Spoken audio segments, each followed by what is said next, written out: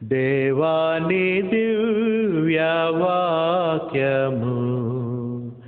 ఏవేగా మాకు దొరికెను.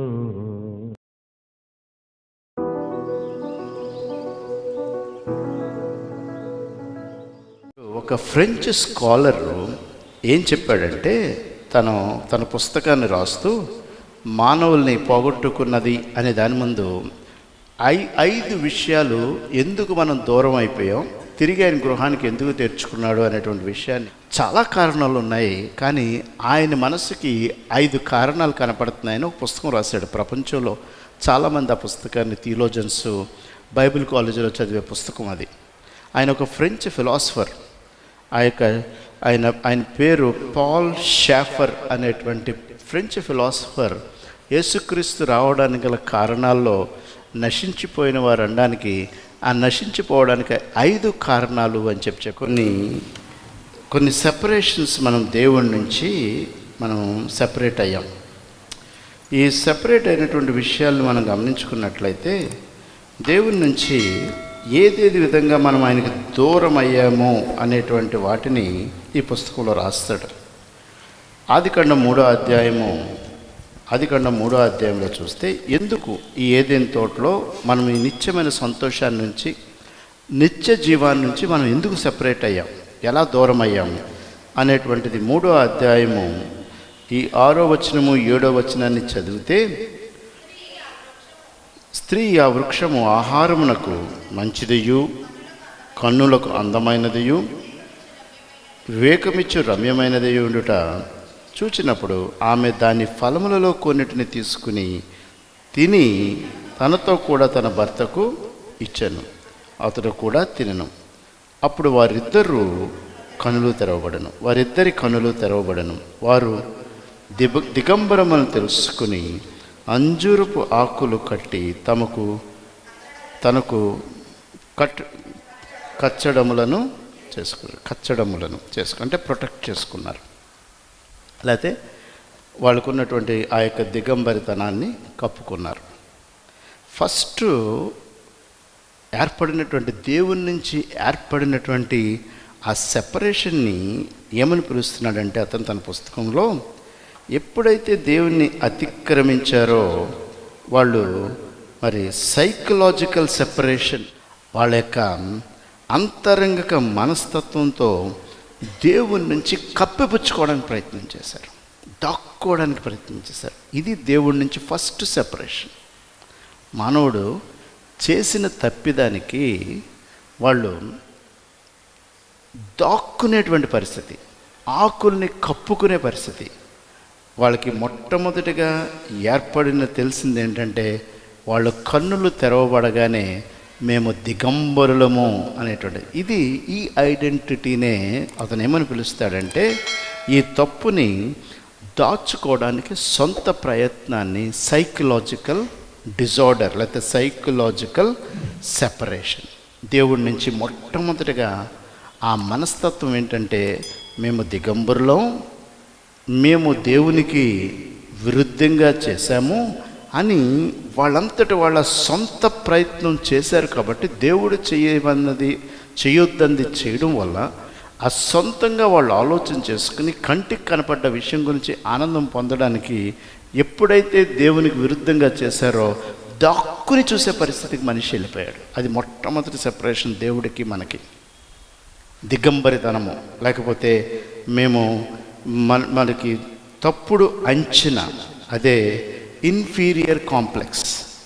దీన్నే సైకాలజీలో ఏమని పిలుస్తారంటే ఇన్ఫీరియర్ కాంప్లెక్స్ అని చెప్పి దీన్ని పిలవడం జరుగుతుంది, సైకలాజికల్ డిజార్డర్. దీన్నే ఈ 3వ అధ్యాయం 7వ వచనంలో వాళ్ళు ఏమంటున్నారంటే, ఆ మాటలో మనం చూసినట్లయితే, మరి ఆకులు కుట్టి తమకు కుచ్చెములను కచ్చడములు.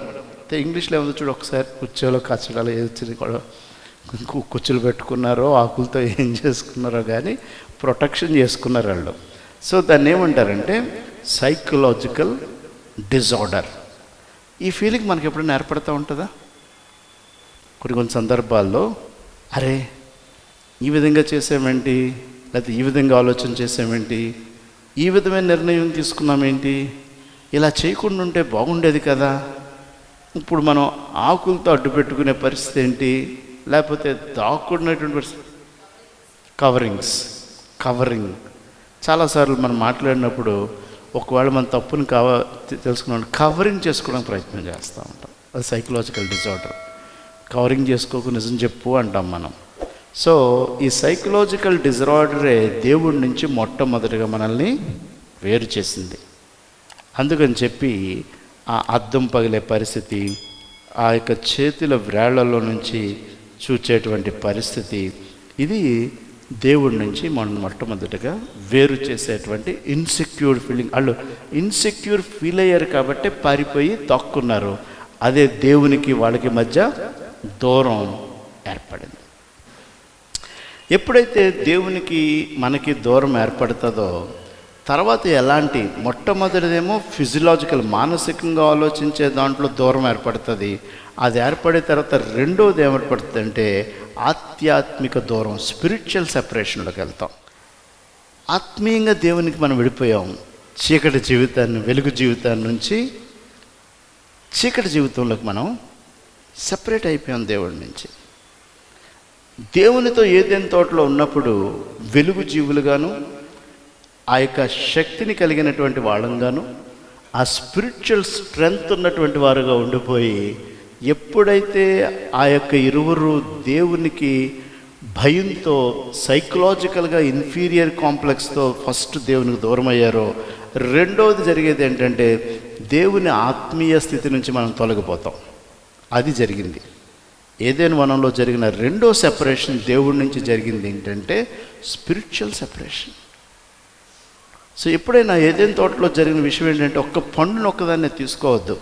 మొట్టమొదట మానవుడు చేసినటువంటి తప్పిదాని నుంచి దాగిపుచ్చుకునేటువంటి సైకలాజికల్ సెపరేషన్, దాని తర్వాత మానవుడికి జరిగినటువంటి దాంట్లో మనం చూసినట్లయితే 3వ అధ్యాయం 8, 9 వచనాలు చదవండి.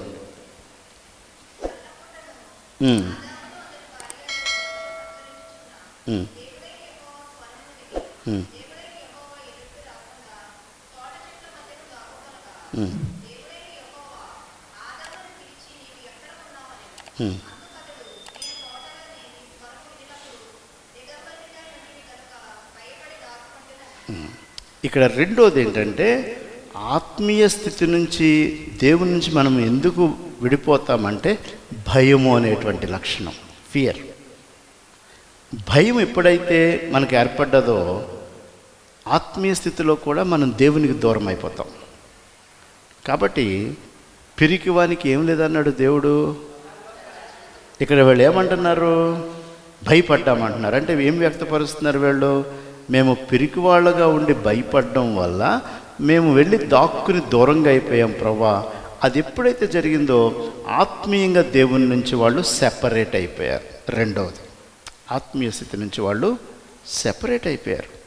కాబట్టి ఏది విని సెపరేట్ అయిపోయారు, నీ స్వరము విని. అంటే ఇప్పుడు స్వరం నుంచి కూడా దూరం అయిపోయారు అనమాట. దేవుని ఆత్మీయంగా అయిపోయినప్పుడు దేవుని స్వరం వినపడుతుంది అనుకోండి, మళ్ళీ ఏదో ఒక రీతిని దేవునికి చాలా క్లోజ్గా ఉంటాం మనం. కాబట్టి ఏదైనా వనములో, ఏదైనా తోటలో మనం పోగొట్టుకున్నటువంటి గొప్ప నిత్యలోకపు జీవితంలో మనం పోగొట్టుకుంది ఏంటి అని మనం ఆలోచన చేస్తే, మనం ఆయన స్వరానికి దూరం అవడమే ఆత్మీయ స్థితిలో మన జీవితం దేవునికి దూరస్థులం అవడం. ఆయన స్వరం వినాలంటే నిత్యం ఏం చేయాలన్నమాట, ఆయన సన్నిధిలో చేరి ఆయన వాక్యములోను ఆ యొక్క ప్రార్థనలోను మనం సమయం గడపాలి. అప్పుడు దేనికి దూరం అవ్వము, ఆయన స్వరానికి మనం దూరం. స్వరానికి దూరం అవ్వడం వల్ల ఆయన పిలిచినప్పుడు ఏమంటున్నారంటే, నీ పిలుపు విని మేము పారిపోయాం, దూరంగా పారిపోయాం, దాక్కున్నాము అని చెప్తున్నాడు. ఏమంటున్నారు, దాగుకునేటువంటి పరిస్థితి. కాబట్టి ఇది మనం గమనించుకున్నప్పుడు మనకి మేము ఇది తప్పు, ఇది తప్పు, ఇది తప్పు, మమ్మల్ని క్షమించు అనేటువంటి ఆలోచన. మీరు ఎప్పుడైనా స్నేహితులతోటి ఎప్పుడైనా ప్రయాణం చేసినప్పుడు కొన్ని టెంపుల్స్ దగ్గరికి వెళ్ళినప్పుడు చాలామంది దేవుడు టెంపుల్ దగ్గరికి వెళ్ళినప్పుడు చుట్టూ తిరిగే వాళ్ళు ఏమనుకుంటారు, మీరు ఎప్పుడైనా చూసారో నేను అడుగుతూ ఉంటాను చాలామంది ఫ్రెండ్స్ని, ఏంట్రా మీరు చేసే యాక్షన్ ఏంటంటే అలా అంటూ ఉంటారు టెంపుల్ దగ్గర. నేను అడుగుతూ ఉంటాను, ఏంటి అసలు ఏంటి దానిలో ఉన్న మీనింగ్ ఏంటి అని అడుగుతూ ఉంటాను. ఈ వారం అంతా తప్పులు చేస్తాం కదరా, భయం కాబట్టి భయంతో దేవుణ్ణి మమ్మల్ని ఏమనొద్దు, మమ్మల్ని ఏం చంపలేసుకుంటున్నాం అని అంటారంట. చూసారు ఎప్పుడన్నా? మీరు ఎవరన్నా అడిగారా ఎప్పుడన్నా? సైకలాజికల్ ఫీరా? ఎస్, అది మానవుని ఫియర్, అది భయం.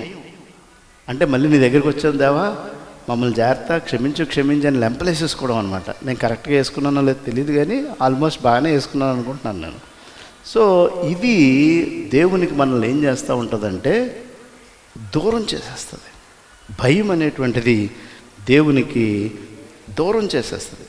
తిరిగి క్రైస్తవం ఏం చెప్తుంది అంటే భయపడొద్దు అని చెప్తుంది. నా దగ్గరికి రండి, నేను నా ద్వారాన్ని తెరిచే ఉన్నాను, నేను మీరు భయపడొద్దు అనేటువంటి విషయాన్ని మనం గమనించుకుని మనం దేవుని బిడ్డలుగా దగ్గరికి రావడానికి ప్రయత్నించాలి. సో రెండోది ఏంటంటే ఆయన స్వరం విని భయపడి దూరంగా వెళ్ళిపోవడం వల్ల ఆత్మీయ స్థితికి కూడా మనం దూరం అయిపోతాం. ఆత్మీయ స్థితికి కూడా మనం దూరం అయిపోతూ ఉంటాం. మొట్టమొదటి సైకలాజికల్, ముందు మనసులో ఏర్పడుతుంది అనమాట సెపరేషన్, సైకలాజికల్ సెపరేషన్. అది మనం ఇందాక చూసిన రీతిగా అక్కడ ఉన్నటువంటి వాళ్ళు ఏమంటున్నారంటే మేము దిగంబరులం అనేటువంటిది గ్రహించి, అంటే మనసులో కొత్త తగిలి గ్రహించి ఫస్ట్ సైకలాజికల్గా ఏంటంటే మేము ఆకులు చుట్టుకున్నాము అని చెప్తున్నారు, కవరింగ్ చేసుకున్నాము అని చెప్తున్నారు. ఫస్ట్ ఏం చెప్తున్నారు అనమాట, సైకలాజికల్గా